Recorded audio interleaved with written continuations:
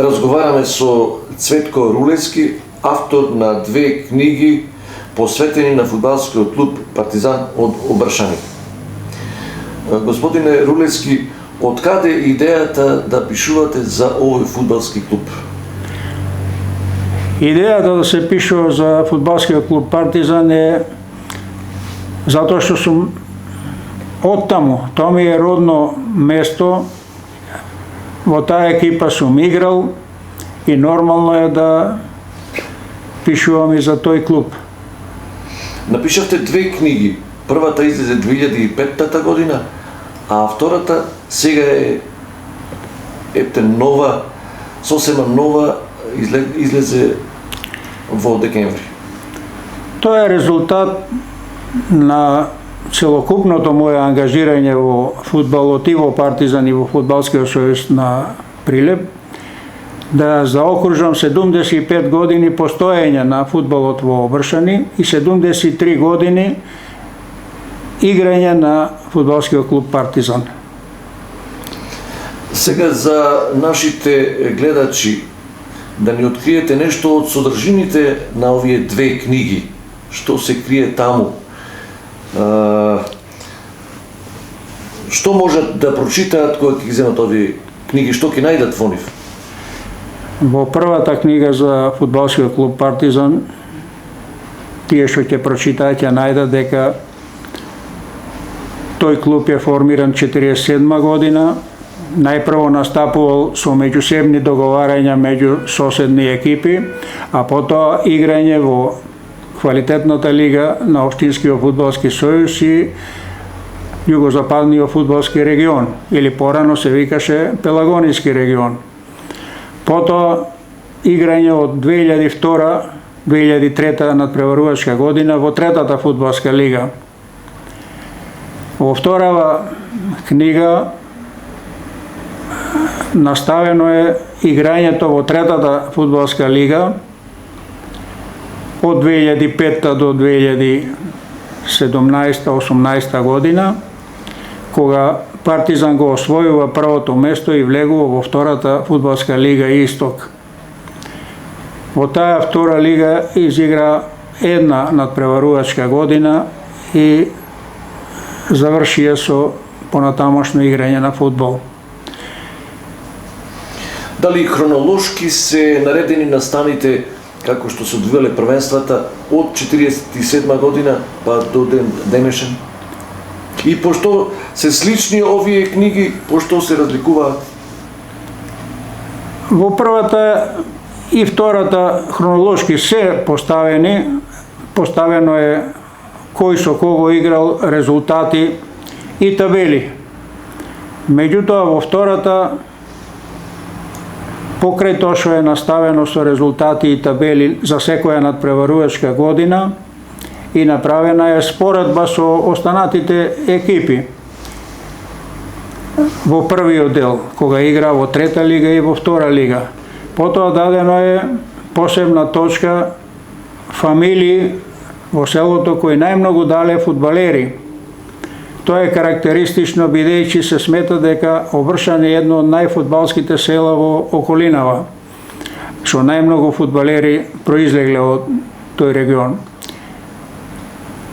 Наредна точка е фудбалери од Партизан кои со своето знаење, со својот талент отишле да игра во поголеми екипи, како 11 октомври, Победа, Работнички, Академија Пандев и други. Интересна точка е после тоа фудбалери кои изиграле во поголемите екипи. Дадени се спортска биографија, што играле и каде играле тие фудбалери. Од Асески Владо Ланферо, Глушевски Стеван, Аџиовски Гоце, Димовски Владо Суслата напрекар, Мисковски Сотка, Аџиовски Гоце, Шарковски Николче, Стомнаровски Филип, Аџиовски Ѓоко, Ефтимџиовски Никола, Ефтимџиовски Горан, Ефтимџиовски Мартин и други. Во овој случај спомнато е дека имаше доста голем број на таленти, фудбалери од селото, меѓутоа од разни причини некои веќе го завршија играњето, некој заминаа во странство, некој остана во селото. Имаше повеќе причини зошто не наставија, меѓутоа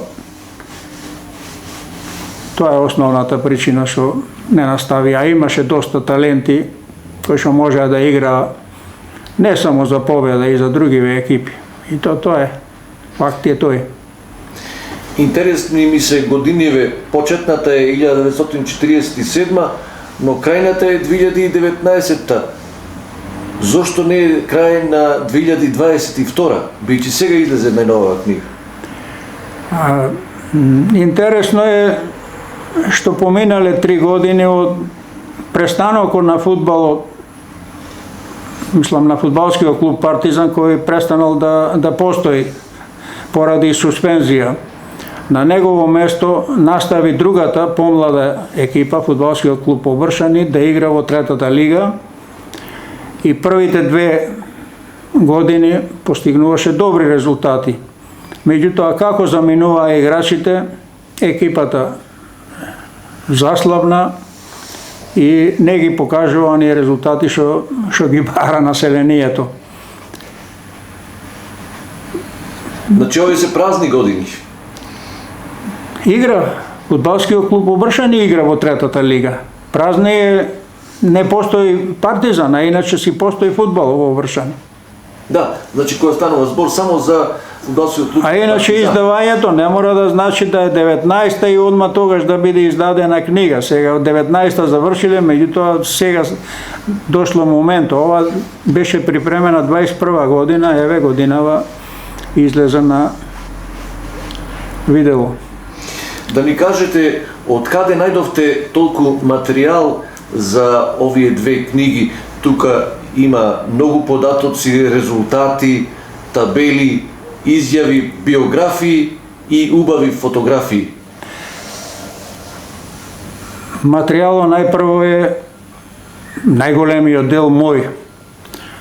Сите надпревари што ги играл Партизан сум ги регистрирал, сум собирал материјал за секоја надпреварувачка година, сум забележувал, а и нормално излегувале извештаи и тие извештаи се коригирани.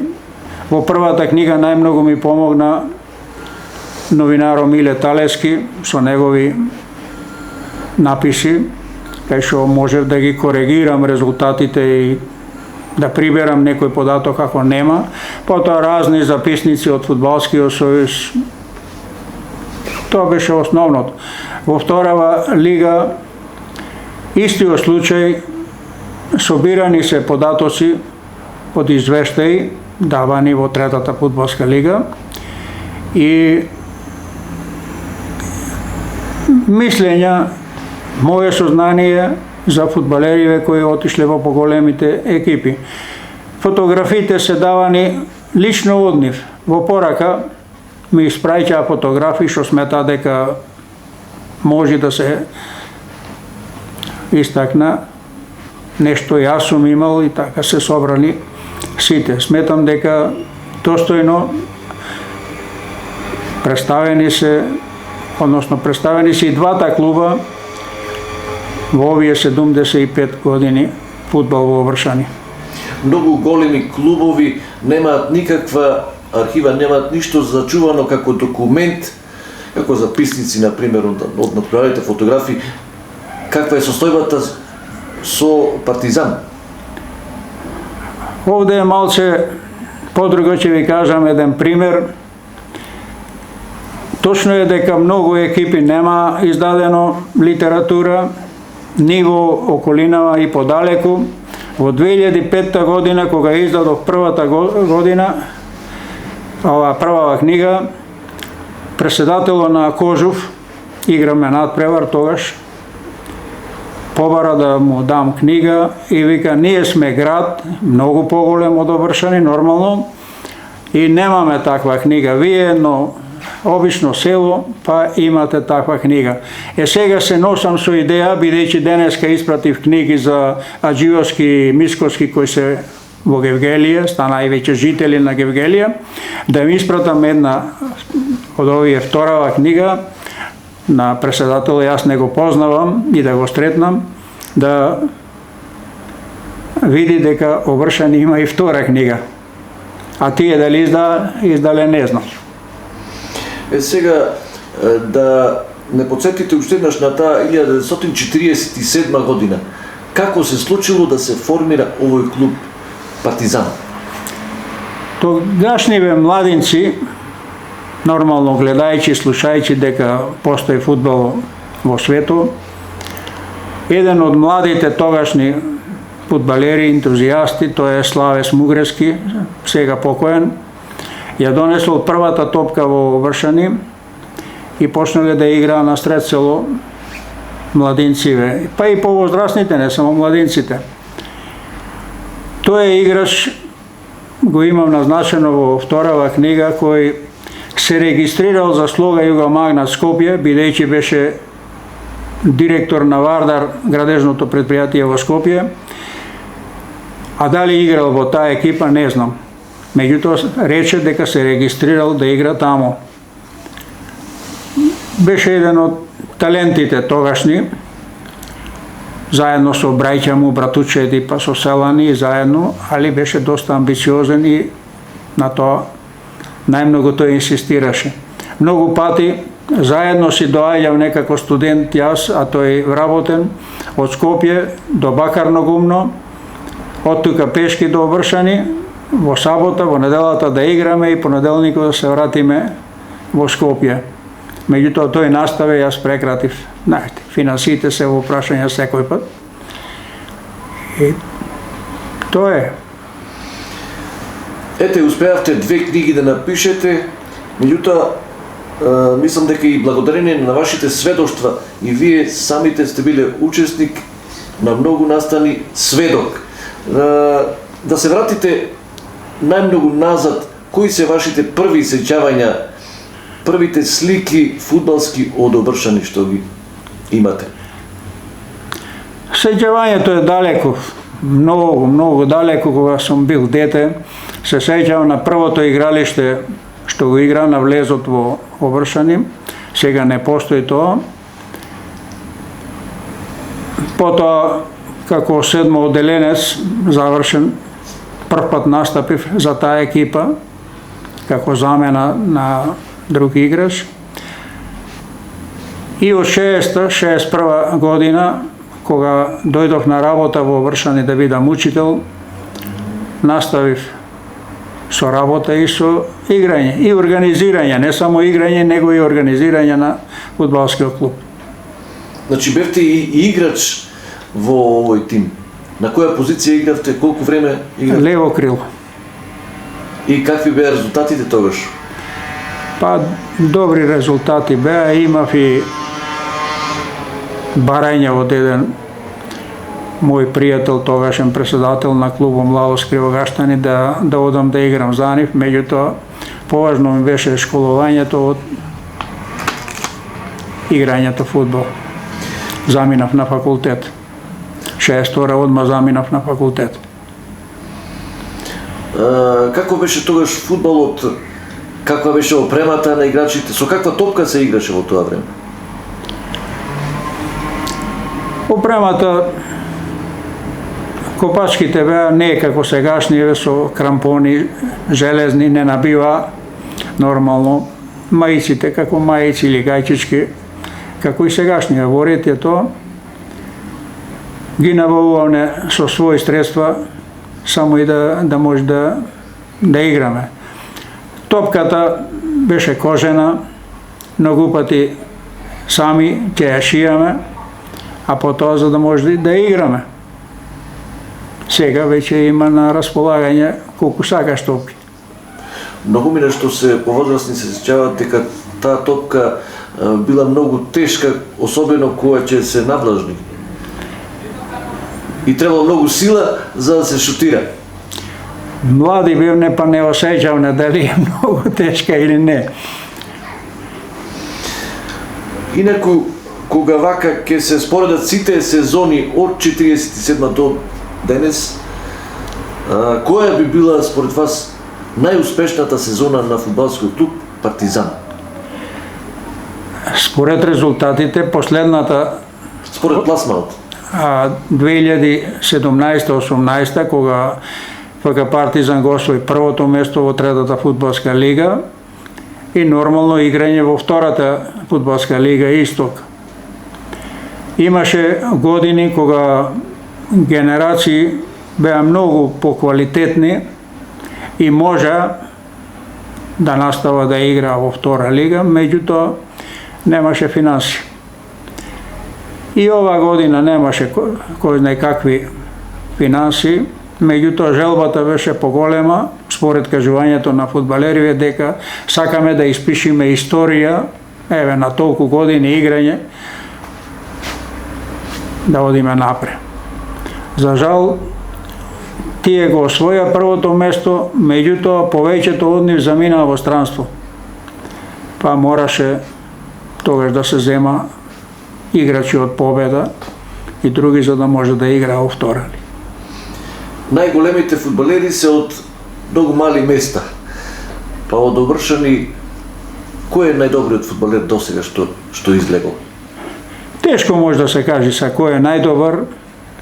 Најталентиран беше Ефтинџиовски Миле, Пајпузот. Кога играше, во кој време тој играше? Мислите која година? Да. Па повеќе години тоа сега, од 70... Значи многу одам. Одамна, 60-тите, 70-тите години. Дури имаше понуда од Бранко Петковски Педано да дојде во Победа, да игра, дека ќе може да се вклопи, меѓутоа од некои негови оправдани причини не сакаше да игра. Тој беше најталентираниот, според многумина, не само моје мислење, него многумина кои што го познаваа него. А иначе, таков талент, исто Ефтинџиовски Миле, меѓутоа тој е Богоевски Миле, кој настапи за Победа, добро играше, граден, припремен, технички секако, да може да настави и да игра и уште во поголема екипа, меѓутоа од негови, не знам, причини, ја напушта Победа и се враќа во помаливи екипи, па на крај во Вршани заврши како земјоделец. Тој е истиот фудбалер што даваше голови од огромна далечина, од 30-40 метри. Да, добро, тој имаше јак шут, како и неговиот брат и неговиот татко, кој играше со мене заедно. Имаше добар јак шут, изграден. Не само шут, него неговата дарба е можеше со двете нозе да игра и со глава, физички здрав, висок, снажен, добар дриблинг и тешко можеше некој да му одземи топката. Меѓутоа реков, од негови познати причини се откажа. Што ќе ни кажете за Стеван Глушевски, за Владо Димовски? И тие играа во Победа? Сите тие играа, сите овие што се набележани во книгата има играно во Победа. Стеван Глушевски е во првиот кој заигра во Победа, од 11 во Победа. Долги години играше како последен играч во одбрана, цврс, физички здрав. Се поврзува со него неговиот вујко Мисковски Алексо, кој уште во времето кога Победа се викала Гоце Делчев, бил поканет да игра за Гоце Делчев. Дошол 2-3 пати тука на тренинг, меѓутоа тогашните услови не биле како сега. Не можел да доаѓа, а бил голем талент и прекратил. Затоа па неговиот внук Стеван Глушевски настави и неговите синови Мисковски Сотка настави да игра во Металец тука, па во Зик Прилеп, Градско Локомотива и во Кожув, и таму е заврши кариерата и таму остана да живее. Брат му Мицко Мисковски, и тој играше во Металес, исто талентиран. А Владо Димовски? Владо Димовски И тој беше во одбраната на Победа. во Партизан Владо Димовски играше лево крило. Прекархом беше шурјак. Меѓутоа, кога отидовме со Борка Ристевски, во времето Трајче, Мажовски, Миле Талески, Тумано, не сеќам, со 2 коли отидовме, да го земаме Гоце Аџиовски за ФК 11 октомври. Јас им предложив да го зема и Димовски Владо. Го зедо и не погрешија. Тоа беше на моја одговорност, меѓутоа не погрешија затоа што и двајцата беа стандардни, двајцата игра во одбрана, Гоце центар халф, Владо бек или халф од левата страна, не играше повеќе лево крило. И до повредата Владо играше во Победа. Гоце Аџиовски замина од Победа во Кожув Гевгелија, таму играше долги години и како помошен тренер извесно време работел, потоа играше негде 14 надпревари има изиграно за аматерската репрезентација на Македонија, Гоце Аџиовски како центар халф. И на крај и тој остана во Гевгелија. Што ќе ни кажете за најпознатите и најистакнатите фудбалери од Обршани во поново време? Сега во последниве години или децении? Фамилите и порано и сега истите се тие. Најмногу дале фамилијата Ефтимџиовци, потоа Ѓоревци, Мисковци, Смугревци. Во книгата имам набележано 20 фамилии, а ги има многу повеќе кои дале по 2, по 3 или по 1 фудбалер, али овие се кои дале вистина многу фудбалери и од нив, како и порано ви кажав, дека имаше доста талентирани деца. Меѓутоа така беше ситуацијата тогашна. Некој не сака или не знам, не мислеа дека има и по селата талентирани деца кои што може да настават во поголеми екипи. Во последно време се измена мислењето и еве заигра многумина во Победа, во 11 и во други екипи. Еве како име и презиме сега познат и истакнат фудбалер се смета Николче Шарковски. И тој од Обршани, а играше и во Победа, и во 11 октомври кога беше во прва лига уште, а сега е член на работнички, претходно и во Академија Пантев, се во силни екипи из Македонија. Добро, Николче Шарковски прво тука почна во школата на 11 октомври во Победа. Од Победа не знам од кои причини замина во работнички. Од работнички отиде во Академија Пандев, Васовски изгледа е причина кој што го зеде како тренер таму. И потоа се враќа пак во работнички. Иначе доста талентиран фудбалер. Пред него постои кариерата. Иначе напаѓач, гол играч. Тоа е вистина талентирано момче и рачунам дека ќе може долго да игра. Еве, за Победа дојде и играч исто на Партизан, Стомнаровски Филип. И тој играш во одбраната. Успешно игра и сега. И се надевам дека ќе настави да игра за Победа и понатаму. Многу кажавме за книгиве што содржат, односно за фудбалскиот клуб Обршани во минатото. Каква е сегашноста со фудбалот во Обршани?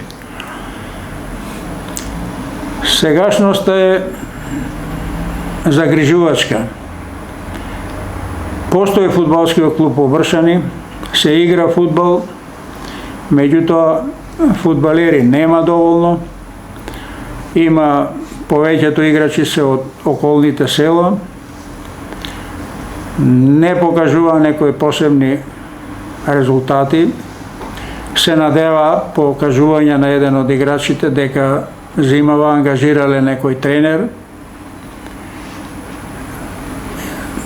ќе регистрира некои играчи па за да може да игра. Иначе претходниве 2-3 години игра солидно, добри беа, меѓутоа последнава година многу слаби резултати. Иначе условите сега се далеку подобри, има најсовремено игралиште, многу убаво, оградено, терен, поравнат, тревнат, сето тоа соблекувална, се има, меѓутоа нема фудбал. Напишавте досега 4 книги, ќе имали и 5-та? 2005 издадов фудбалскиот клуб Партизан 47-2005 година. 2015 ја издадов Обршани корени дамнини. Опишана е историјата на Обршани, родословните стебла на обршанските фамилии. Тоа се имав мал разговор со еден новинар, колега ваш, зошто фамилија, а не семејство. Сега тоа социолозите нека го кажа што е фамилија, што е семејство. Меѓутоа овие се родови. Не можеш една фамилија Шарковци, можда половина Обршани е да го речиш семејство. Или Ефтимџиовци, или не знам која друга фамилија, кај што не знам, може 15-20 кујчи ги има, а во нив сигурно има по 20-30 синови и ќерки тие, и да го речиш семејство. Семејство е маж, жена, деца, ужа потесна фамилија, а ова се родови. 2021 година ја напишав третата монографска публикација Манастиро Свети Ѓорѓија во Пашинорувци, Обршанска парохија. Опишан е манастиро како е пронајден, ископините, изградбата со помош на ктиторо од Америка, иначе од Пашинорувци Живко Кочовски, сега починат. Вложил огромни средства да се изгради тој манастир. Изградена е црква многу убава, конаци на 3-4 спрата, уредени, оградено, земјиште некаде околу 10-12 декари простор. Покрај тој манастир, во таа Обршанска парохија припаѓа и опишани се делумно манастиро Пресвета Богородица или Голема Богородица во Обршани, црквите Свети Никола во Обршани, Пресвета Богородица во Бела црква црквата и Свети Атанасиј во Пашинорувци. Тоа се 2 манастири и 3 цркви опишани во ова монографија. И четвртата, засега последна, фудбалскиот клуб Партизан од 2005 до 2019 година. Сега сме 22 година, меѓутоа на местото Партизан кој завршува со играње 22 година, настави фудбалскиот клуб Обршани кој игра во третата лига и денеска. Значи, дали работите на тоа да има и 5-та книга од ваша страна? Се уште немам почнато, може е сега една пауза, тайм-аут. Ќе видиме, зависи од повеќе услови. Има понуди да се пишува за манастиро во Обршани. Има и некои други идеи, меѓутоа за сега одмарам. Пензионер сум, во години сум, па не може така многу наактивно. Да се напиша толку книги во краток период е многу. Пред некој ден ми се јави покрај овие што ми честитаа за промоција на книгава отецот Дејан Соколевски таму, во таа парохија што работи. Вика, Чичко Целе, на 82 години да се пишува толку книги, ви честитам. Фала му и него и на сите кои што ми се јави и честита. Господине Рулевски, ви благодарам за разговорот. Благодарам и на вас.